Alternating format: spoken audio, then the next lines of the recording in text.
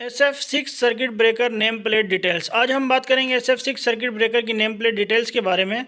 तो ये एक हाई वोल्टेज सर्किट ब्रेकर की नेम प्लेट है जो कि बना है IEC 56 1987 इंटरनेशनल इलेक्ट्रिकल कोड के मुताबिक। सबसे पहले इसका सीरियल नंबर, टाइप और ईयर ऑफ मैन्युफैक्चरिंग लिखा हुआ है जो कि 1997 है।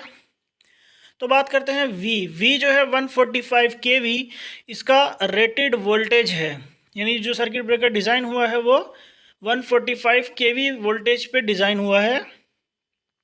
IN इसका रेटेड करंट है जो कि 3150 एम्पियर है, यानी 3150 एम्पियर इसका रेटेड करंट है। F जो है वो फ्रीक्वेंसी है 50 हर्ट्ज़। कुछ कंट्रीज़ में फ्रीक्वेंसी 60 हर्ट्ज़ भी होती है, बट ये जो ब्रेकर है वो 50 हर्ट्ज़ पे डिज़ाइन है। VF इसका इम्पल्स वोल्टेज है, यानी अगर कोई स्विचिंग सर्ज आता है, कोई भी इस तरह का सर्ज आता है तो 275 kV तक का सर्ज ये बियर कर लेगा।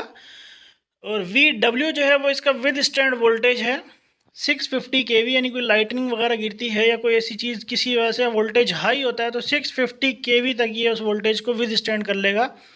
VS इसका सर्विस वोल्टेज है जो कि ये 132 kV है, क्योंकि ये जो ब्रेकर लगा हुआ है वो 132 kV स्विच यार्ड में लगा हुआ है। तो जो नॉर्मली सर्विस में वोल्टेज रहता है उसको VS कहते हैं, और इसका रेटेड जो वोल्टेज था वो 145 kV था।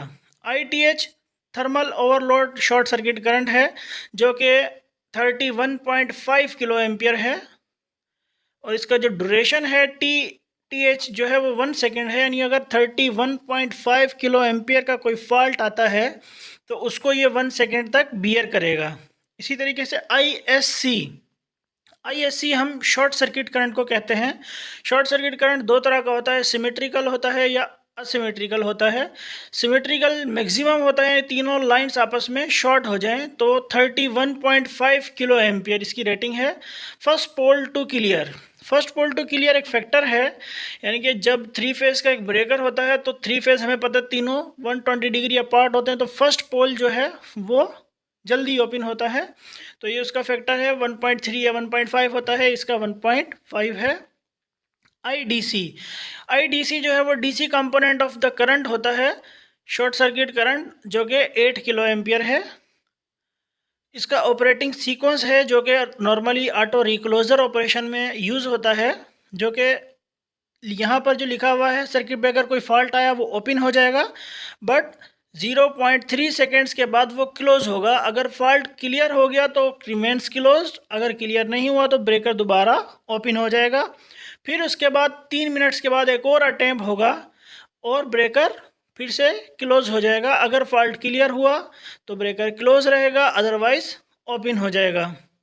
उसके बाद इसका जो DC सप्लाई वोल्टेज है, यानी जो इसका ऑपरेटिंग मैकेनिज़्म है, इसमें जो हाइड्रोलिक की मोटर लगी हुई है या जो भी कंट्रोलिंग की कॉइल्स हैं, ओपनिंग की, ट्रिप की, उनकी जो वोल्टेज सप्लाई है वो 110 वोल्ट DC है।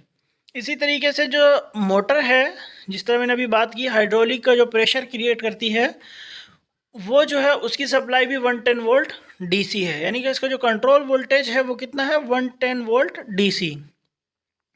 उसके बाद इसका सर्किट ब्रेकर का मास लिखा हुआ है 1700 kg। और जो लास्ट वन है वो इसका सबसे इम्पोर्टेंट फैक्टर है, वो है प्रेशर, SF6 गैस प्रेशर, जो कि आर्क क्विंचिंग मीडियम होती है, जिसकी वजह से इस सर्किट ब्रेकर का नाम SF6 sulphur hexafluoride circuit breaker होता है। तो जो उसका गैस का प्रेशर है 820 डिग्री C, वो 0.6 मेगा पास्कल्स या फिर 6 बार होता है। अगर प्रेशर रिड्यूस होगा तो हम इसमें गैस प्रेशर चार्ज कर सकते हैं, इसमें ऑप्शन होता है। तो 820 डिग्री C, ये यहाँ पर नोट करने की बात है कि जो 6 बार का प्रेशर है वो 820 डिग्रीज टेम्परेचर है।